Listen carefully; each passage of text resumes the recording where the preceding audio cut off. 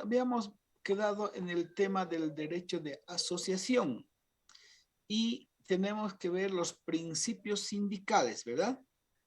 Porque ya hemos visto la historia de la asociación, cómo surge, las primeras organizaciones sindicales también, y la referencia del contexto normativo en la Constitución Política del Estado, sobre todo en el marco del Convenio 87 de la OIT y lo que significa el derecho de asociación y también el derecho que tienen los empleadores a asociarse.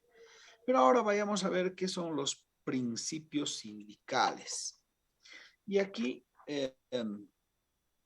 nosotros tenemos que hacer referencia a estas líneas directrices, a estos criterios fundamentales que deben guiar, ¿sí?, a un sindicato.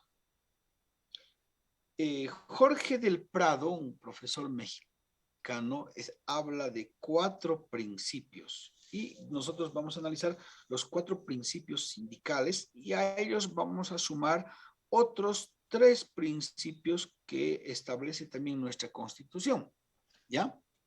Entonces, esa es la situación. A ver, siempre les recomiendo que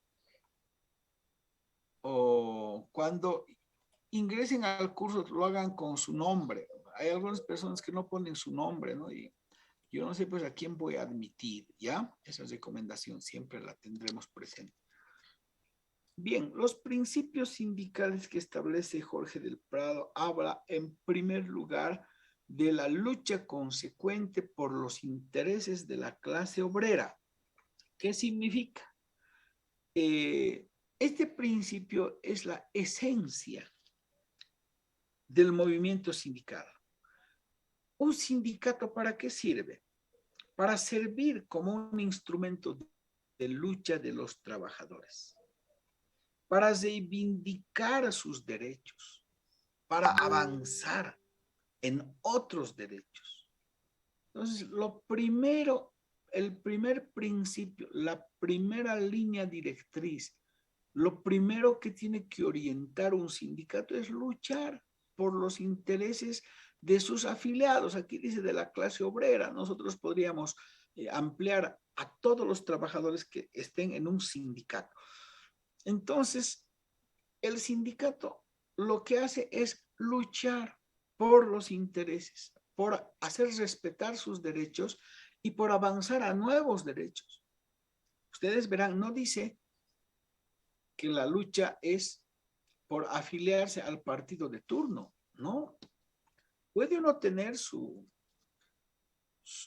posición político-partidaria, pero esas son de carácter individual, ¿sí? Esas son de carácter individual. ¿Mm? Lo que tiene que privilegiarse es el interés de los afiliados. El sindicato siempre debe luchar por eso. El segundo principio, la unidad sindical. Los trabajadores deben sostener al sindicato, todos. O sea, la unidad sindical no es la unidad del directorio, sino de todos los trabajadores. Todos los trabajadores tienen que sostener. Ningún trabajador debería quedar excluido, discriminado de la organización sindical, salvo que haya traicionado, ¿no?, al sindicato, a los intereses de los afiliados. Pero nosotros vemos acá que, por ejemplo, hay trabajadores que aspiran a ingresar a la empresa como trabajadores permanentes y ya están a veces varios años en una condición de eventuales, no les dejan afiliarse primero al sindicato. ¿Cómo vamos a conseguir sus objetivos si no los afiliamos al sindicato? Tenemos que afiliarlos al sindicato y a partir de esa afiliación al sindicato lograr la defensa de sus intereses. Entonces es un contrasentido que no mantengamos unidos a todos los trabajadores. Les pongo un solo ejemplo de la experiencia. Habían trabajadores que estaban tercerizados, pero eran parte de la cadena productiva. 150 trabajadores en situación de tercerización y teníamos 350 afiliados. Entonces, para los afiliados es cómodo decir, ellos no son parte de la empresa, pero trabajan para la empresa, producen para la misma, están en la cadena productiva. Entonces, lo primero que se hizo es afiliar a los trabajadores bajo el principio de unidad. Todos debemos estar en el sindicato. No puede oponerse a la empresa porque no es su labor, ¿no? No les corresponde a ellos decir quién está sindicalizado o quién no. Ese es el otro problema. Algunos compañeros vienen y dicen, pero la empresa nos ha dicho que nosotros no podemos pertenecer al sindicato. Y la empresa lamentablemente no define sobre eso, ¿ya? Entonces se afilian, ¿ya?, los trabajadores y pues obviamente una vez que se afilian, ¿quién es el que está con Stephanie Copana está con su audio y no está pasando clases? Entonces, se los unió al sindicato, se los afilió porque ellos solicitaron. Y como afiliados al sindicato, después de ello, lograron incorporarse a la empresa como trabajadores de planta, acabar con la tercerización y gozar de todos los derechos y beneficios reconocidos en favor, pero bajo el principio de unidad. Es decir, todos debemos sostener al sindicato. No se puede ver solamente algunas personas, ¿ya? Eso es lo que tiene que acontecer. Otro principio es la democracia sindical. Todos los afiliados tienen iguales derechos y obligaciones. En cuanto a votar, tal vez para ser candidato a algún requisito de antigüedad, ¿no? Tal vez, ¿no? Pero también pueden optar a otros cargos. Para los cargos más importantes, es posible que un estatuto diga 2 años de antigüedad mínimo del trabajador en la empresa, pero si es un buen perfil de dirigente, puede estar pues de vocal, ocupar una secretaría por ahí de menor responsabilidad, pero desde donde pueda aportar bastante. Entonces, tienen que ser candidatos, tienen que proponer, tienen que votar. Eso asegura la unidad de todos los trabajadores. Pero la democracia sindical va más allá de ello. Democracia sindical también implica que las discusiones tienen que ser muy amplias al interior del sindicato. Se debe respetar todas las opiniones, deben ser muy amplias, pero al momento de votar y tomar una decisión, una vez adoptada la misma, todos deben acatar lo resuelto, aunque no hayan estado de acuerdo en la discusión con una de las posiciones, en este caso, con la posición mayoritaria. Entonces, democracia sindical habla de centralismo democrático. ¿Qué quiere decir el centralismo democrático en la vida sindical? Que es una amplia discusión dentro del sindicato. Todos tienen derecho a opinar, pero una vez que se adopta una posición, los que hayan estado o no cumplen y acatan la posición mayoritaria. Por ejemplo, se resuelve que para ejercer una presión en el reclamo de la falta de atención en la ropa de bioseguridad, los trabajadores van a marchar junto con sus familias, por decir, a la empresa de manera pacífica, hasta las puertas. No vamos a tomar la empresa, pero para manifestar que nosotros queremos la ropa de bioseguridad, los insumos, porque no queremos contagiar a nuestras familias, ni que ellos nos contagien. Entonces marchamos.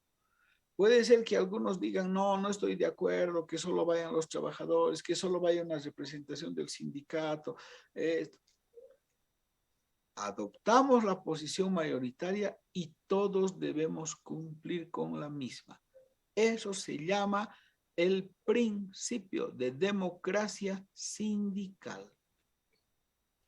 Unidad, amplia discusión, pero una sola posición cuando se toman las decisiones, ¿sí? Cuando se toman las decisiones. Siguen queriendo su admisión algunos compañeros. Solo admitimos los que tienen nombre, por si acaso. Entonces, eso es, ¿ya? Otro principio. Entonces, todos estos principios son o se interrelacionan. El sindicato tiene que luchar por los trabajadores, no por un partido político, ni afiliarse a los intereses de la empresa, por los trabajadores. Esa lucha tiene que ser unitaria, no solo de los dirigentes, sino de las bases. Debe haber democracia, debe escucharse a las bases, debe discutirse y debe adoptarse la posición de la mayoría. Y finalmente nos habla el profesor Jorge del Prado que debe haber independencia de política de clase. ¿Qué significa? Que si bien los trabajadores pueden tener afinidad por algún partido político, por alguna ideología, no implica que subordinen al sindicato al partido político. El sindicato no puede estar subordinado al partido político, al gobierno de turno, ¿sí? Su accionar debe ser conforme a los fines del sindicato, conforme a los objetivos del sindicato, que es la lucha por las reivindicaciones y los derechos de los trabajadores, y no traicionar los mismos. Entonces, este principio es igual de importante, pero no se ve así. En los hechos, a veces, pretenden subordinar al sindicato al partido político. ¿Y qué dice la Constitución al respecto? En su artículo 51, parágrafo cuarto, dice: el Estado respetará la independencia ideológica y organizativa de los sindicatos. Esto significa que el gobierno no puede meterse en condicionar al sindicato para el reconocimiento, que además es ilegal. No debería el reconocer, no debería el reconocer la personalidad jurídica, sino esta debería tenerse por el solo hecho de asociarse y ser reconocidos por su entidad matriz, pero chantajean. Y cuando uno les dice, aquí la Constitución que ustedes mismos propusieron dice independencia política de clase. Y ellos entienden que independencia política de clase es que no se metan con otras agrupaciones políticas, pero que se subordinen a la suya. Y eso no es correcto, ¿no? Sabemos que el MAS, que está en el gobierno, tiene afinidad política con muchos sectores de los trabajadores. Para mí no está mal. Lo que está mal es que quieran subordinar al sindicato al partido político. Podemos tener afinidad, podemos tener buena relación, podemos establecer niveles de coordinación entre el sindicato, reunirse con el gobierno, la federación, porque hay cosas que hay que tratar, pero eso no quiere decir que el requisito sine qua non es volverse del partido oficialista, ¿no? Porque no todas las cosas que hace el gobierno son buenas. Pueden haber cosas malas y que afecten los intereses del sindicato o los intereses de la clase trabajadora. Entonces, se deberá siempre tomar en cuenta la independencia política de clase. Además de estos principios, la Constitución política, en su artículo 51, parágrafo 2, nos habla del autosostenimiento como otro principio. ¿Qué significa autosostenimiento? que los trabajadores deben aportar con sus propios ingresos a su sindicato para evitar injerencias foráneas con fines oscuros que influyan en las decisiones sindicales. El autosostenimiento significa nosotros somos el sindicato y nosotros aportamos a nuestro sindicato para que funcione así y no funcione con otros dineros. ¿No? Recibiendo dinero, qué sé yo, de algún partido político, recibiendo dinero del gobierno. Y ahí, por ejemplo, está el tema de la declaratoria en comisión. Hay dirigentes a nivel nacional que son declarados en comisión. Y esos dirigentes que son declarados en comisión, ¿sí?, mientras ejercen su labor sindical en un cargo a nivel nacional o departamental, tienen que recibir su salario, porque hay muchas tareas que tienen que hacer. ¿Quién les paga? La empresa. ¿Quién les paga? La institución. Eso ya va contra el autosostenimiento. Yo estoy de acuerdo con que los trabajadores aporten un poco más, un peso más, para pagar el sueldo de los dirigentes de la COP, y así les controlan mejor. Pero no puede ser que el dirigente de la Federación de Mineros que va a ir a la COP se siga recibiendo el sueldo de la Comibol. Ahí el gobierno lo tiene atado porque le dice, si no, no te pagamos. Entonces, el autosostenimiento es un buen principio que está en nuestra Constitución, pero que no se cumple plenamente. En muchos aspectos sí, los trabajadores aportan. Yo veo sindicatos que aportan un pesito, que aportan 3 pesos, que aportan, qué sé yo, el 2% de su salario, y con eso el sindicato puede conducirse y manejarse. Pero en el caso de la comisión sindical no se da esa figura, y eso hace que se distorsione la labor de los dirigentes sindicales, ¿sí? Habrá que tomar en cuenta para hacer las propuestas, las reformas, aunque ellos no quieren, pero la base debería plantear un autosostenimiento.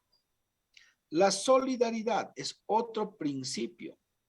Trabajar juntos, apoyarse en el ámbito sindical, unos a otros, en el momento en que se necesite, a tiempo de compartir las experiencias. La solidaridad es un principio muy, muy importante en el ámbito sindical y se establece para distintas situaciones. Hay compañeros trabajadores que entran en situaciones críticas y los trabajadores son solidarios, dan su aporte para que pueda salvar de esa situación. A veces dicen, necesito que mi hijo va a requerir un tratamiento en el Brasil y no se puede, no hay ese tratamiento en Bolivia para salvar su vida. No tengo recursos. Los trabajadores aportan un día de haber y con eso ayudan o hacen una rifa, ¿verdad? O hacen gestiones. Entonces la solidaridad es importante para el trabajador, para la familia del trabajador. Por ejemplo, yo conozco un sindicato que hacen campañas para dotación de sangre, donación de sangre, y dejan en el banco de sangre de modo tal que cuando algún miembro del sindicato o de su familia requieran, la sangre está ahí y no se esté ese rato buscando. Ellos, como si tuvieran almacenado por un convenio, obviamente solidario, hacen que eso acontezca para cualquier situación. Entonces, el sindicato no es solamente, como uno podría imaginarse, ¿no?, molestar a la empresa. No, hay tantas cosas que el sindicato coordina con la empresa y hacen más llevadera, ¿no?, la situación. Entonces, habrá que rescatar esos aspectos de la vida sindical.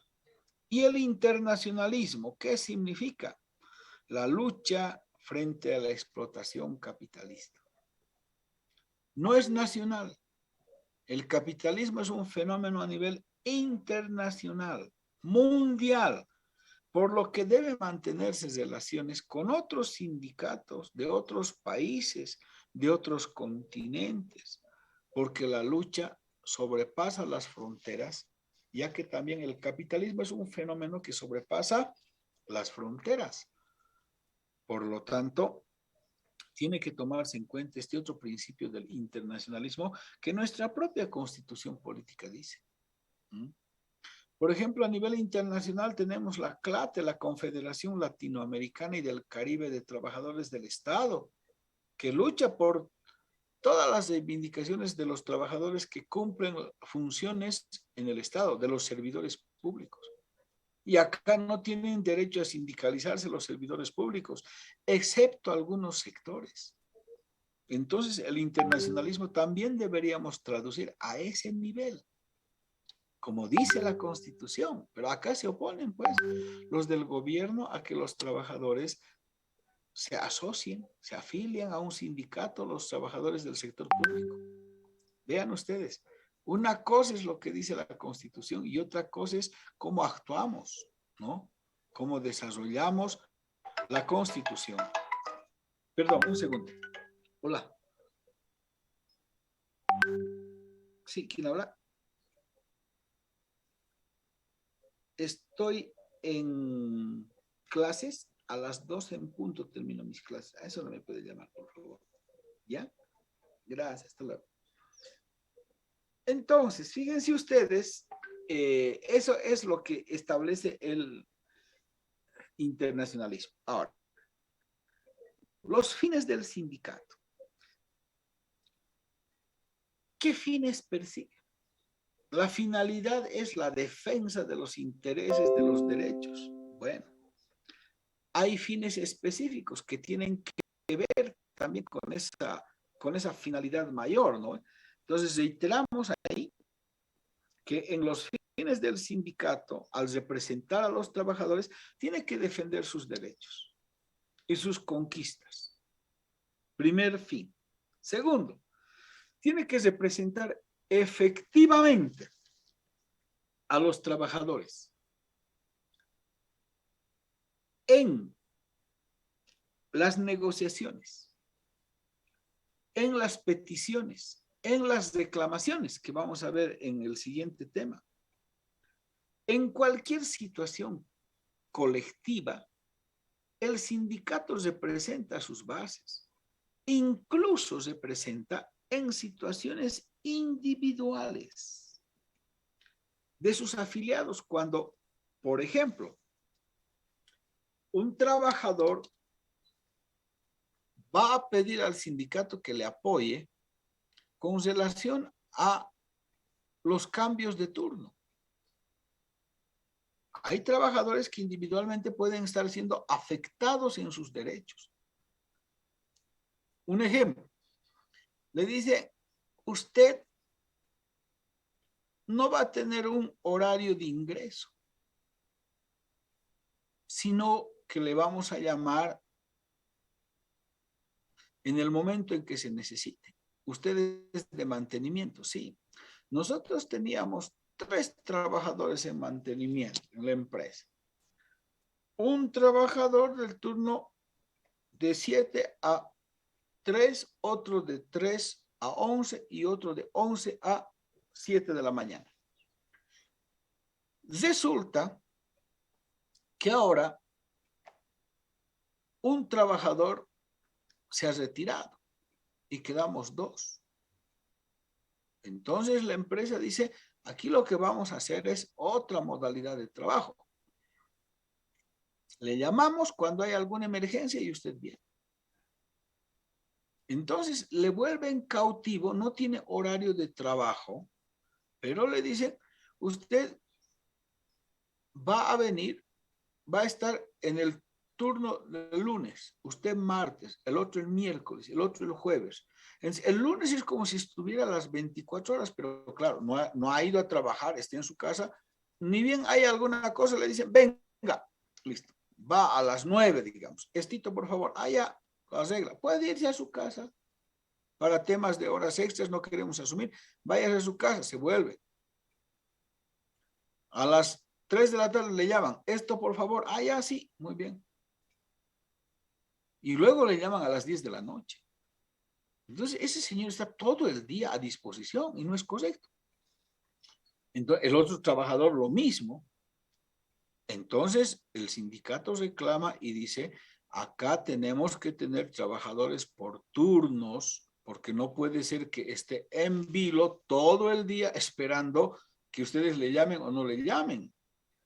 ¿Qué pasa si el trabajador era su día de descanso y por esas casualidades se toma una copita de vino? Y resulta de que cuando le llaman, va y le hacen la prueba de alcoholemia, ha consumido bebidas y chao, lo despiden. Entonces, fíjense ustedes, esa es la situación. Entonces, pueden reclamar individualmente o a un trabajador le han duplicado las labores. Uno ha salido de vacaciones, no han nombrado su reemplazo y le han duplicado las labores y es insostenible. Entonces, el sindicato puede actuar, sí. Entonces, la representación no es solo colectiva, también es en casos individuales. Para eso uno tiene sindicato. Para eso tiene uno sindicato. ¿Verdad? Bien. Busca mejores condiciones de vida para el trabajador y para su familia. En el sindicato siempre se tienen que preocupar porque el trabajador obtenga mejores condiciones, pero no solo él, sino también la familia. Entonces, se puede decir, por ejemplo, el sindicato puede ir a hablar con no solo la empresa, ya les he dicho, sobrepasa ese ámbito del sindicato. Puede ir a hablar, por ejemplo, con el gobierno municipal en un pueblo y le dice, nuestros hijos tienen problemas en la educación virtual, en la época más dura de la pandemia, digamos, cuando estábamos en cuarentena. Entonces, nosotros quisiéramos que se pueda dar un curso para capacitar a los niños, a los estudiantes, a los jóvenes, de cómo manejar adecuadamente el Zoom u otras aplicaciones en el mundo virtual. Bueno, entonces está ahí buscando mejores condiciones de vida, en este caso, el ámbito de la educación para sus hijos. O queremos una campaña para prevención de enfermedades, qué sé yo, que tienen que ver con infecciones. Entonces hacen campañas con el centro de salud para que todos les puedan tomar una prueba de sangre, orina, heces y ver qué enfermedades tienen. No solo el trabajador, sino su familia. Siempre deberían buscar mejores condiciones de vida. Queremos que nos arregle el campo deportivo, muy bien. La empresa pedimos que nos colabore. Tenemos un profesor de básquet, pero los aros están deteriorados, no pueden practicar. No sé si la empresa pueda colaborar. Adelante. Entonces, todo eso, pues, compañeros, tiene que darse, ¿ya? El sindicato, esa es su función. Tal vez podríamos malinterpretar, como ustedes cuando aportaron y dijeron, no, yo tengo problemas con el sindicato yo he visto que hacen esto, que son unos abusivos, que se aprovechan. A esto debemos de orientar, a buscar mejores condiciones de vida para el trabajador y para su familia. La asistencia a los trabajadores en todos los aspectos, ya les decía, capacitación, educación, cultura. Los trabajadores, como dice la OIT, tienen derecho, todas las personas sin distinción, al desarrollo material, ¿no? A la satisfacción de sus necesidades materiales y al desarrollo espiritual. No están excluidos. Eso no es patrimonio de los que tienen dinero. Eso es un derecho de todos. Entonces, yo, por ejemplo, no veo que a veces hacen muy pocos, que hagan un concurso de pintura para los trabajadores. Por ahí tenemos ahí artistas. Que hagan un curso de actualización. Por ejemplo, para los que trabajan en el sector eléctrico, ¿m? Que hagan un curso, una charla sobre buenas relaciones en la familia. A veces hay problemas. La asistencia debe ser permanente. A nivel de los sindicatos de base se realiza eso, ¿sí? A nivel de los sindicatos de base. Tal vez no los vemos mucho en las federaciones, en las confederaciones, en las centrales obreras, pero en los sindicatos de base se hace. Ahí es donde se desarrolla de mejor manera la vida sindical. Y otro de los fines es avanzar a la conquista de otros derechos y beneficios. Necesariamente se tiene que avanzar, ¿no? Para conquistar otros derechos, en la medida de las posibilidades, ¿no? Por ejemplo, no hay vivienda. Los planes de vivienda del gobierno no funcionan. Y nos hemos enterado que los terrenos de la fábrica que tiene más allá están siendo avasallados. Se van a entrar loteadores, gente que comete muchos de estos abusos. Entonces podemos decirle, a nosotros denos los terrenos a un precio bajito y nosotros vamos a ir a defender estos terrenos, pero y vamos a hacer un proceso de urbanización para que nosotros tengamos un terreno. Así la empresa no se hace avasallar, no pierde su terreno, rescata algo de su capital y los trabajadores podemos tener derecho a la vivienda. Ah, bueno, avanzamos a la obtención de otros derechos. Todo eso se hace con el sindicato. Si no hay organización sindical, se darán cuenta que no se puede. Y el principal óbice es que no se fomenta el tema del derecho de asociación y además se distorsiona la vida sindical, ¿no? Se distorsiona la vida sindical. Entonces, eso es lo que tenemos que hacer, ¿ya? En cuanto a los fines del sindicato.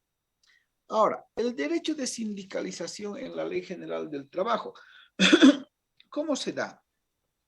A partir del artículo 99 es establecido y se reconoce el derecho a la sindicalización en el ámbito de la Ley General del Trabajo. Ahí también se establece que los trabajadores tienen derecho a asociarse y establece como finalidad esencial la defensa de los intereses colectivos que representa, de los intereses de los trabajadores. Los sindicatos deben estar dirigidos por su comité, en este caso lo que llamamos comúnmente el sindicato, ¿sí?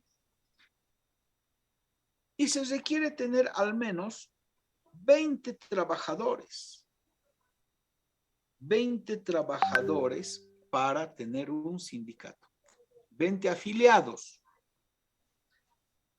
Eso imposibilita que en los pequeños restaurantes no se pueda tener, por ejemplo. Tenemos como entre cocineros, garzones, asistentes, 15, 18 personas, se pueden cometer una serie de abusos y no tienen posibilidad de asumir una representación. Entonces, el número de miembros es de 20. Debería cambiarse porque las empresas en Bolivia son en realidad bajo la característica de pequeñas y microempresas. Ahora, ¿qué pasa si son menos de 20? Pueden formar un comité sindical, pero no siempre es lo mismo porque no se les reconoce los mismos derechos que al sindicato. Se puede tener un comité sindical donde existan menos de 20 trabajadores, pero con restringidos derechos en el ámbito sindical. Un sindicato que representa a sus dirigidos, además, tiene que lograr su reconocimiento de su personería jurídica. Ese es otro problema. Tiene que lograr ser reconocido, ¿sí? Mediante una resolución suprema, la personería jurídica. Otorga el presidente. Cuando la Constitución Política del Estado señala con toda claridad que no se debería acudir a esto. Dice el artículo 51, parágrafo 4.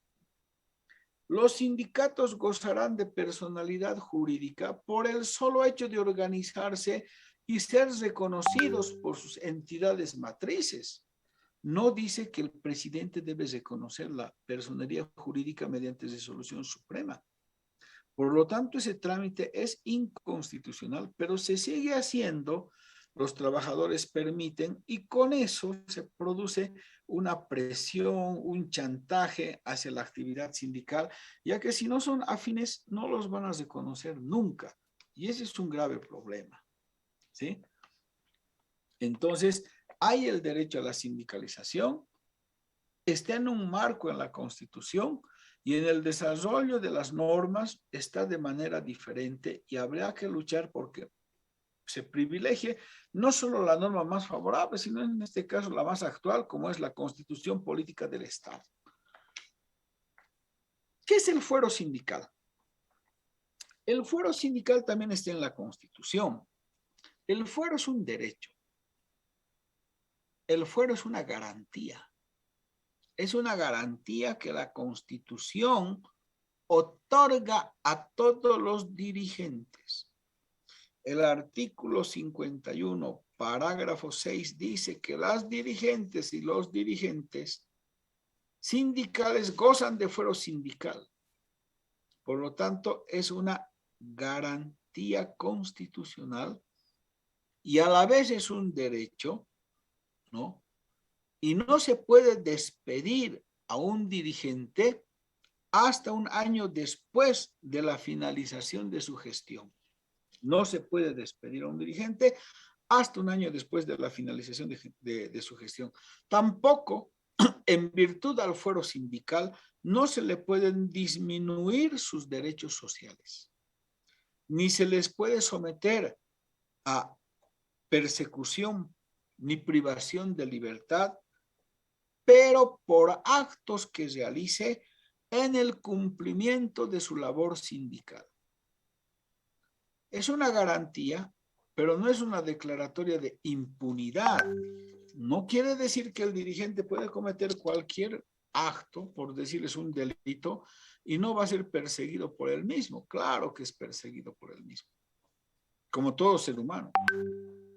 Pero este fuero es la garantía del ejercicio de su actividad sindical, por cuya razón se le debe permitir ejercer ese su derecho sin presiones, sin despidos, sin persecuciones, sin privaciones de su libertad, incluso hasta un año después de su mandato.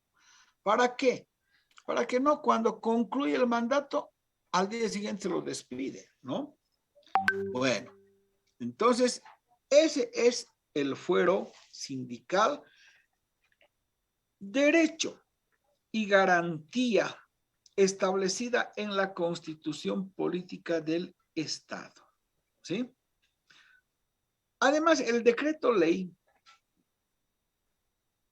38 de 7 de febrero del 44, elevado a rango de ley el 21 de febrero del 2006, la primera norma en materia laboral que ha emitido el expresidente Morales, la gestión del expresidente Morales, dice, refiriéndose al fuero sindical, los obreros y empleados elegidos para desempeñar los cargos directivos de un sindicato no podrán ser destituidos sin previo proceso. Tampoco podrán ser transferidos de un empleo a otro. Tampoco pueden ser transferidos de un empleo a otro. Ni aún de una sección a otra. Tampoco. Dentro de una misma empresa, sin su libre consentimiento.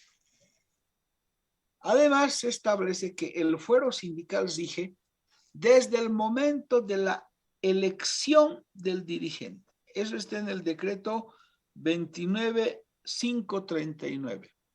El fuero sindical es desde la elección, no desde el momento en que el ministerio les reconoce, que puede ser un mes después, 15, 20 días.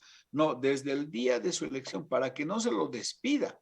Desde ese momento rige el fuero sindical. Entonces, eso es lo importante que deberíamos considerar de el fuero sindical. Es un derecho, es una garantía constitucional. Pero todos sabemos que el fuero no es para encubrir situaciones indebidas. Por lo tanto, ¿qué pasa si un trabajador dirigente incurre en actos que no son los correctos? Se puede hacer un desafuero sindical. ¿Qué es el desafuero? Aquella situación en la que el dirigente pierde su fuero sindical. Entonces, ¿puede perder el dirigente el fuero? Sí. En un proceso llamado de desafuero sindical, pierde su fuero, pero para eso se tiene que ir a un proceso ante un juez de trabajo. Un proceso llamado de desafuero sindical, en la que se diga, este señor es dirigente, pero este señor ha cometido estas omisiones a la seguridad e higiene, ha causado daño en su fuente de trabajo. Y aunque sea dirigente, no merece estar ya en la empresa. Planteo el desafuero sindical. Y una vez que termine el proceso, se le puede despedir. Se le despide quitándole el fuero y la condición de trabajador. Pero tiene que estar la sentencia ejecutoriada. Tiene que el proceso haber cumplido. Entonces, ahí los empresarios dicen, no, ¿para qué vamos a hacer un fuero? Si ese proceso dura años. ¿Acaso no dura el mismo tiempo cuando el trabajador cobra sus beneficios sociales? Y nadie dice nada. Entonces no es un problema del fuero, del desafuero. El problema de la administración de justicia debería ser ágil para todos los trabajadores, ¿sí? El proceso de administración de justicia debería ser ágil para todos. Hola. ¿Perdón, quién? Estoy en clases, papá. Llámame a las 12, ¿ya? Ya, listo. Chao, chao. Entonces, fíjense ustedes, esa es la situación, ¿sí? Esa es la situación. Si un proceso de desafuero dura, bueno, no debería durar tanto, pero tampoco debería durar un proceso de desincorporación o un proceso de pago de beneficios sociales. Entonces es un tema de administración de justicia, no es un tema de fuero, de desafuero, nada, ¿no? Entonces, el trabajador puede quedar sin el fuero si es que incurre en faltas. Los trabajadores cuando quieren acabar con la condición de dirigente no necesitan hacer eso. Simplemente van a una asamblea, por mayoría dicen que el dirigente no cumple su labor y lo van a destituir. Entonces los trabajadores no hacen el proceso, solo hace eso el empleador, ¿ya? Eso para tomar en cuenta. Bueno, vamos configurando para terminar este tema las principales organizaciones de los trabajadores. ¿Qué significa? Desde la base, primero tenemos, después del comité sindical, que no es propiamente un sindicato, lo que tenemos es un sindicato de base. Los sindicatos pueden ser sindicatos de obreros, sindicatos de empleados o sindicatos mixtos. ¿Qué quiere decir sindicato de obreros? Donde están solamente obreros, porque en la empresa pueden haber obreros y empleados. Es su decisión de los trabajadores hacer un sindicato donde estén todos para ser mejor representados. Pero hay algunos que hacen solos de puro obreros. Y hay otros que son sindicatos solo de empleados. Y los que contemplan obreros y empleados se llaman sindicatos mixtos. ¿Ya? Eso a tomar en cuenta. Bien, sindicato de obreros y empleados, es la base. La reunión de sindicatos, ¿qué forma? Una federación. Si hay varios sindicatos, podemos tener, compañeros, una federación por sectores. Por ejemplo, es como un sindicato, no lleva esa denominación, en los colegios. En los colegios se organizan los profesores y forman su organización sindical, que se llaman, entiendo, comités de base. Bien, forman su organización sindical y la reunión de todos ellos va a dar lugar a la Federación de Trabajadores Urbanos de La Paz, Federación de Trabajadores Urbanos de Potosí, etc. Y si es del ámbito rural, los colegios, Federación de Trabajadores Rurales del departamento de Cochabamba, por ejemplo. Entonces, la reunión de sindicatos hace una federación.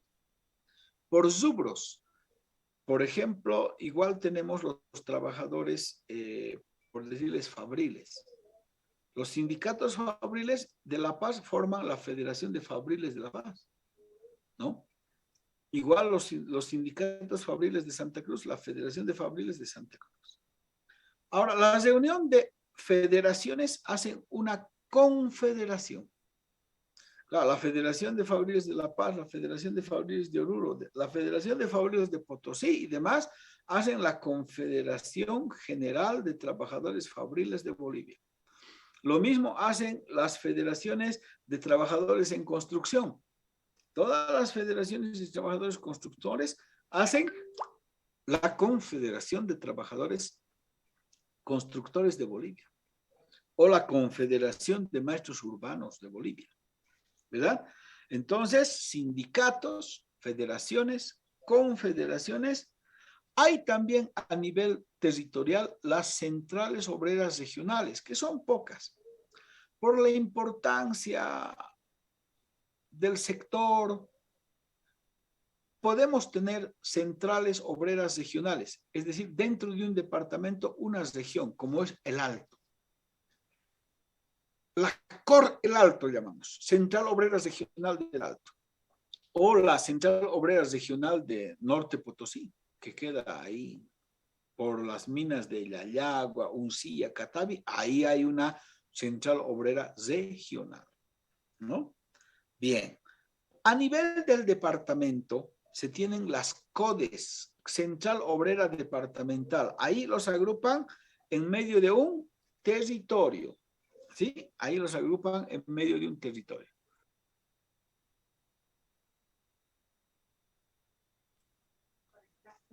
Entonces, en un territorio les agrupan 9 centrales obreras departamentales, ¿sí? Central Obrera Departamental de Cochabamba, Central Obrera Departamental de Potosí, Central Obrera Departamental de Pando, por ejemplo, ¿ya?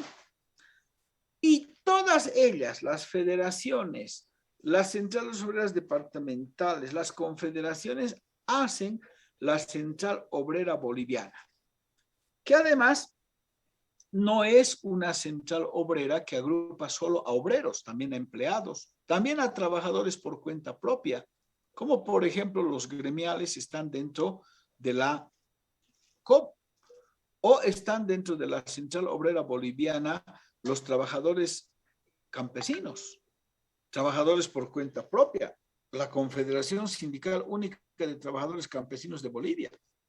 Entonces, el nombre de COP es un nombre simbólico, porque agrupa a obreros, agrupa a empleados, agrupa a trabajadores por cuenta propia, agrupa a trabajadores por cuenta ajena. Pero se llama Central Obrera Boliviana. Es más, la Central Obrera Boliviana está presidida por estatuto y eso tal vez deberíamos cambiar por un minero. El primer cargo ejecutivo es un minero. El segundo cargo es un fabril por estatuto y el tercero es un campesino, es un trabajador del sector del campo, de la Confederación Única de Trabajadores Campesinos. Las 3 primeras carteras el estatuto define. Para mí debería cambiarse. Yo creo que los trabajadores mineros ya no tienen tanta trascendencia, han dejado hace mucho de ser la vanguardia de la clase obrera y por lo tanto no creo que ya les corresponda ese cargo. Ahora, hay que diferenciar a los mineros, estos asalariados, de los cooperativistas. Los cooperativistas no están en la COP, son otra clase de entidad económica, otra clase de actividad. Ellos deberían ser trabajadores por cuenta propia, los cooperativistas mineros, pero más bien son pequeños empresarios de la mina, ¿no ve? Bien, eso es lo que podemos decir en relación a las organizaciones de trabajadores. Los empleadores también se agrupan, sí. Aunque por estatuto no quieren negociar con los trabajadores, pero tienen sus asociaciones que se llaman cámaras. Cámara de la industria. ¿A quiénes agrupa? A los empresarios de la industria. Cámara del comercio, a los empresarios del comercio. Cámara de mineros chicos, a los mineros. De emprendimientos mineros pequeños. Cámara de mineros medianos. Cámara de la construcción. CAINCO, Cámara, imagínense, de Industria y Comercio del Oriente. La CAO, la Cámara Agropecuaria del Oriente. Entonces, ellos se agrupan por cámaras, por actividades, por rubros y también por departamentos. Hay la Cámara Departamental de Empresarios a nivel del Departamento de La Paz, ¿no? Cámara del Departamento de La Paz, de Cochabamba, de Oruro, etcétera. Las cámaras a nivel departamental. Su máxima organización de los empleadores, ¿cuál es? La Confederación de Empresarios Privados de Bolivia. Entonces, ellos también están organizados, ¿sí? Las asociaciones de empleadores. Finalmente, en este tema del derecho de asociación, hacer una mención que ya habíamos señalado, que lamentablemente el artículo 104 prohíbe a los servidores públicos a que se asocien. ¿Quién tiene el artículo 104? A ver, ¿puede leérnoslos? Yo, doctor, buen día. Adelante, por favor. No podrán organizarse sindicalmente los funcionarios públicos, cualquiera que sea su categoría y condición. Muchas gracias, compañera Linet. Entonces, fíjense ustedes, los servidores públicos no tienen derecho a organizarse. Y esto está en contra de un derecho natural, de un derecho humano.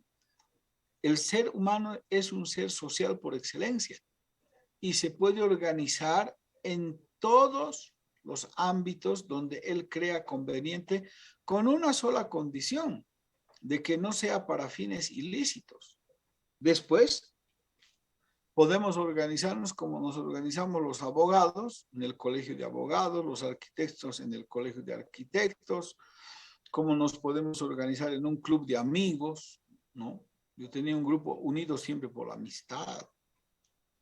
Podemos organizarnos a nivel religioso, pues, en una parroquia, estar entre los hermanos adventistas, los católicos, los de eclesías, por la fe. Podemos organizarnos, por lo tanto, por actividades afines, como ser por trabajo. Entonces, ¿por qué se puede prohibir este derecho humano, que además está garantizado por la Constitución, que dice todas las personas tienen derecho a organizarse? Pero el artículo 104 prohíbe el derecho a la sindicalización a los servidores públicos. Y eso está mal. Y para que vean que esto no se puede revertir, pese a los esfuerzos que se hacen desde hace muchos años. Pero habrá que tomar en cuenta como una reivindicación y además como un acto de discriminación a otros trabajadores. ¿Sí? Bien, eso es lo que podríamos hablar sobre el derecho de sindicalización. Ya en la próxima clase, el lunes, vamos a hablar sobre los conflictos colectivos y el miércoles sobre el convenio colectivo de trabajo para terminar esta parte del derecho colectivo. ¿Ya? Si hay alguna duda, pues atento a sus preguntas, consultas o comentarios. Sí, doctor, yo tenía una Adelante, pregunta. compañero. Blanco, doctor. Bueno, mi pregunta iba más o menos referido al alcance del apoyo del sindicato.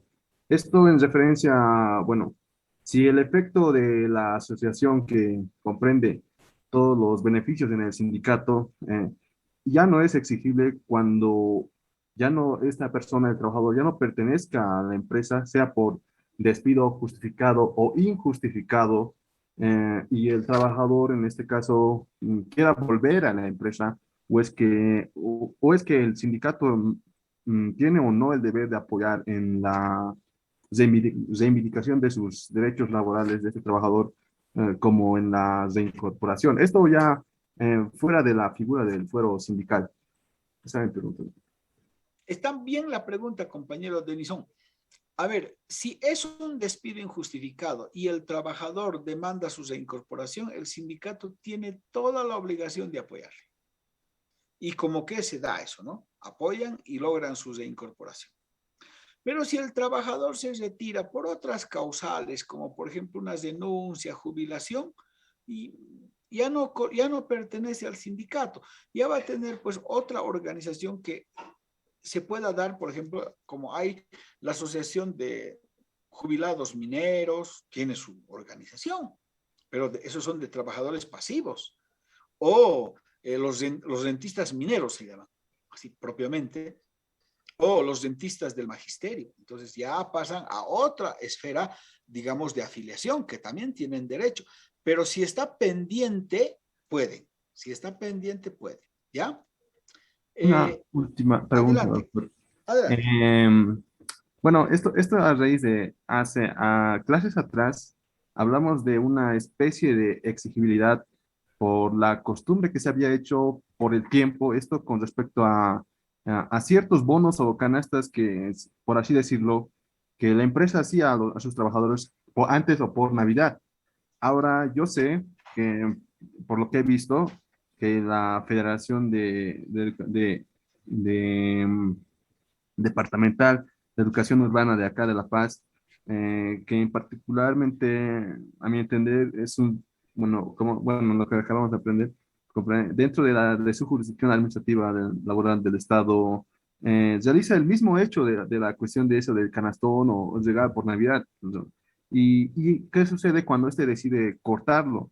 Sus asociados también tienen ese derecho de exigibilidad o beneficio que, como sucedería en una empresa. Esto es Si cortaría ese tema del canastón entre trabajadores activos, eso tendrían que decidir en una asamblea, porque seguramente es posible que no haya recursos, no estén aportando. Entonces, ¿con qué vamos a comprar como sindicato? Hay muchos sindicatos que cobran a sus afiliados y a fin de año, con esos aportes y con las multas y atrasos, hacen un presente navideño a sus afiliados, pero si no hay, puede ser que no se les dé. Ahora, ¿a quiénes no les tendría que dar? A los que ya no son profesores activos, porque no son ya afiliados. A ellos les tendría que dar, digamos, su asociación de rentistas del magisterio urbano, ¿sí? Entonces, las bases decidirán y dirán, pues queremos, ¿no? Yo no tengo conocimiento que los maestros hayan cortado el canastón, pero es posible que se haya podido dar, ¿no? Habrá alguna explicación, ¿sí? gracias, doctor. No tiene por qué. Compañero Edgar Laura. Gracias, doctor. Bueno, lo que usted nos dice está excelente. Parece que tenemos la norma, tenemos las leyes y que deberían cumplirse. El caso, por ejemplo, de Hot Burger que ha ocurrido en Santa Cruz, nos indican que han habido ciertas irregularidades, que no estaban cumpliendo las normas. Y mi pregunta va por este lado, doctor. Si hay las normas, si bien existen leyes que sancionan, que prohíben ciertas conductas y nos encaminan para un lineamiento, ¿por qué no se cumplen estas normas cuando inclusive es de conocimiento general de toda la población los atropellos que se van realizando contra los propios empleados en este caso? doctor. O sea, la norma es ineficiente, es ineficaz, faltan operadores de justicia que hagan cumplir la norma o la sociedad misma no está capacitada, digamos. O sea, por ahí va mi inquietud, doctor, mi pregunta. Si fuera tan gentil, gracias. A ver, lo de Hot Burger, ¿ha averiguado Edgar si tenían sindicato o no? No averigüé si lo que sí hicieron un comentario ayer o antes de ayer es que lo que pasa es que los trabajadores, algunos inclusive no estaban registrados como quien dice en blanco, estaban trabajando con unos cargos que no les competen y que no tenían, como les diré, alguna representación, pero no conozco si tenían algún sindicato o no. Sí, lo más probable es que no tienen sindicato, porque por eso es que no estaban ni en planillas, ¿no? Claro. Y como no estaban en planillas, entonces no aportan a la seguridad social por ellos el empleador para los riesgos profesionales. Y por eso es que no pueden cumplir, ¿sí? Por eso es que no pueden cubrir la seguridad social, la pérdida que ha sufrido el trabajador. Y por ello es que la empresa dice, yo voy a asumir, porque la empresa no tendría que asumir, tendría que asumir la AFP o el seguro a corto plazo inicialmente. Y luego si hay una ya incapacidad como pérdida de un dedo, pues una indemnización mediante la AFP. ¿Y por qué se da eso? Porque no hay sindicato. Porque si hubiera sindicato, obligaría a la empresa y denunciaría al ministerio y decir, señores, tenemos trabajadores que no están asegurados, que no están afiliados ni al seguro, ni a corto, ni a largo plazo, y queremos que se haga. Y por lo tanto, el Ministerio de Trabajo o las AFP se apersonan y le obligan al empresario a que cumpla con la norma. Una de las razones precisamente es no tener sindicato.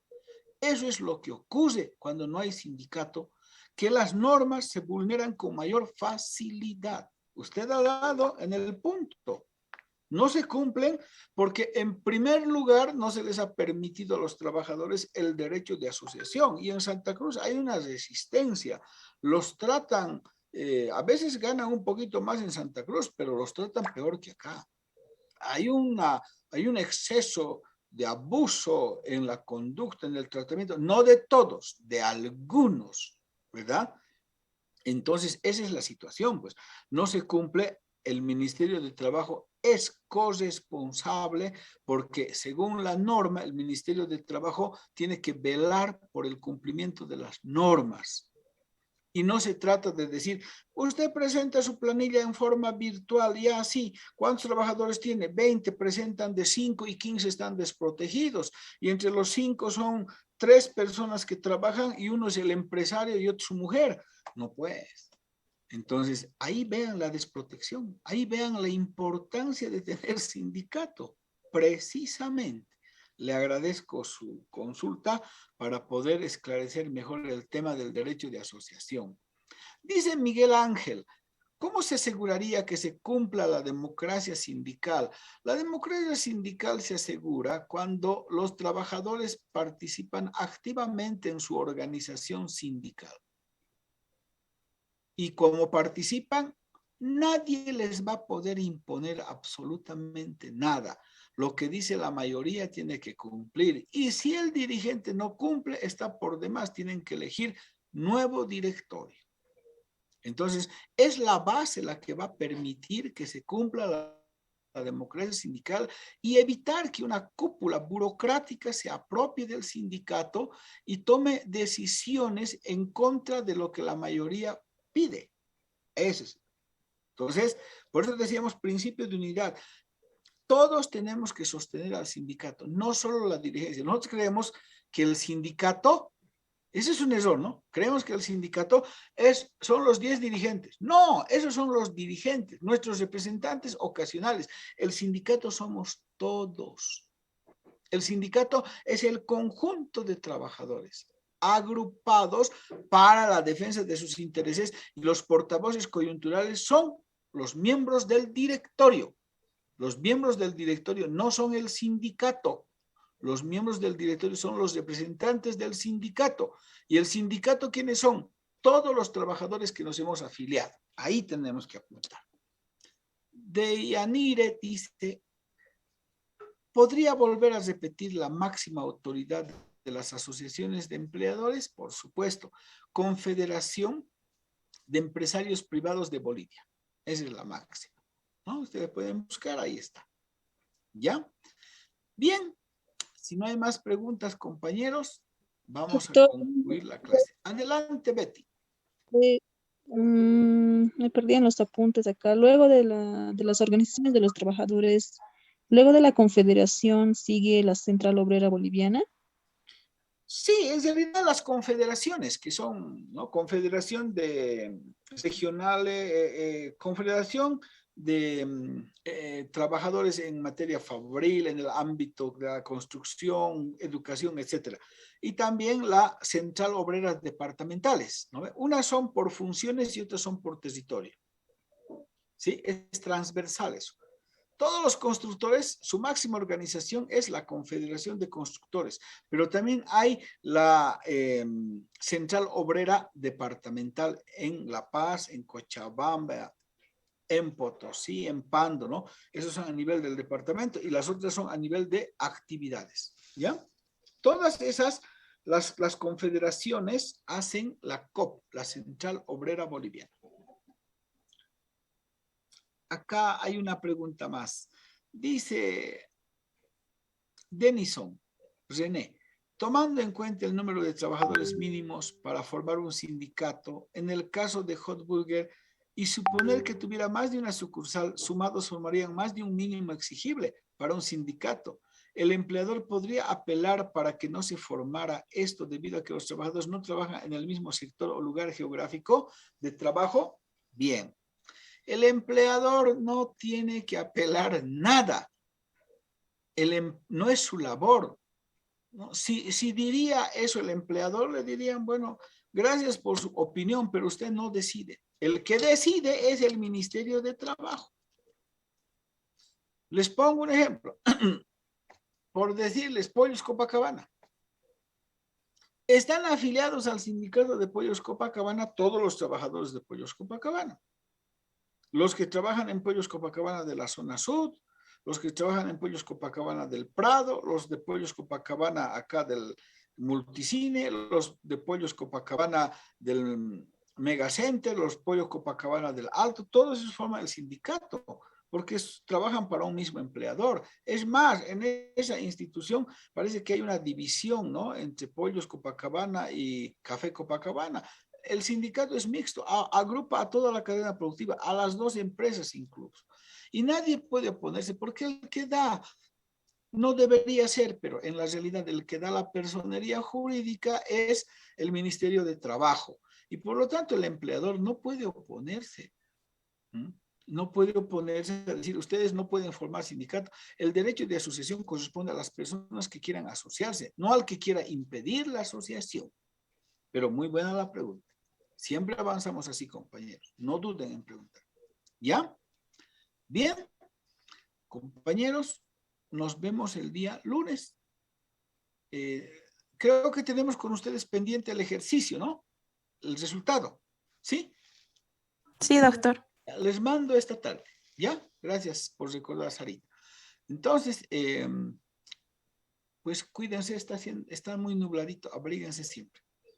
Un buen almuerzo, compañeros, y un